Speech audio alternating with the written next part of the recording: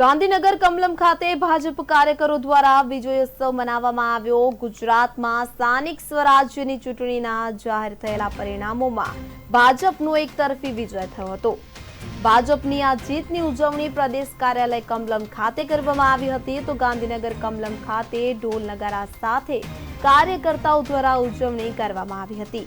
ભાજપના કાર્યકર્તાઓએ વિજયોત્સવ મનાવ્યો હતો અને રાજ્યના મુખ્ય પ્રધાન ભૂપેન્દ્ર પટેલ અને કેન્દ્રીય મંત્રી તથા પ્રદેશ ભાજપ અધ્યક્ષ સી.આર. પાટીલ પણ તેમાં ઉપસ્થિત રહ્યા હતા। સી.આર. પાટીલે સંબોધન કરતા જણાવ્યું હતું કે સ્થાનિક સ્વરાજ્યની ચૂંટણીમાં ભવ્ય જીત મળી છે।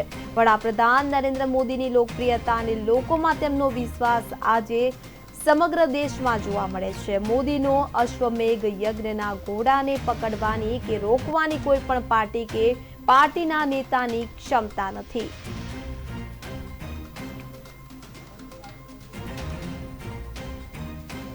આજે માનनीय વડાપ્રધાનશ્રીના નેતૃત્વમાં જે વડાપ્રધાનશ્રીનો કાર્ય મંત્ર છે સૌનો સાથ, સૌનો વિકાસ, સૌનો વિશ્વાસ અને સૌનો પ્રયાસ, આ કાર્ય મંત્ર સાથે ભારતીય જનતા પાર્ટી એક થઈ હંમેશા ભારતીય જનતા પાર્ટી સંગઠન અને ચૂંટાયેલી પાર્ટી એક સાથે કામ કરતી હોય છે અને એના પરિણામે આજે ગુજરાતમાં ખૂબ સારી સફળતા સાથે વિજય મેળવ્યો છે।